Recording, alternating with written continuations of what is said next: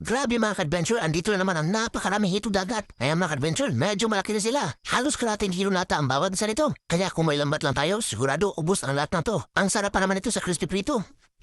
Dito mga ka-adventure, nakita ko ng napakalaking shell. Halos yung laki ng ulo ko ang shell na to mga ka-adventure. Alam niyo ba mga ka-adventure na ang kabibing ito hindi mo pwede lutuin kasama ka ng hard shell? Sa labas ng hard shell na to ay may kunting lason na parang lason ng poison ivy. At kapag nakainom ka na sa baon nito, maaaring mangati ang iyong lalamunan at magkakaroon ka ng allergic reaction na maaaring mahihirapan kang huminga. Kaya mag-ingat sa kabibi na ito. Sinuwerte na naman tayo ngayong gabi mga ka-adventure. Mamahaling seashell ang ating natagpuan. Hindi lang isa, hindi lang dalawa, kundi tatlo talaga ang natagpuan natin mga ka-adventure. Napakaswerte natin dahil napakamahal ito. Alam niyo ba mga ka-adventure na ang abalone o lapas kung tawagin dito sa amin ay napakamahal? Halos aabot ito ng 1,000 pesos per kilo. Kaya madalas itong tawagin na pagkain pang mayaman dahil sa napakamahal ito. Kaya ito yung pangalawa mga ka-adventure. Halos kasing laki lang ang una nakuha ko.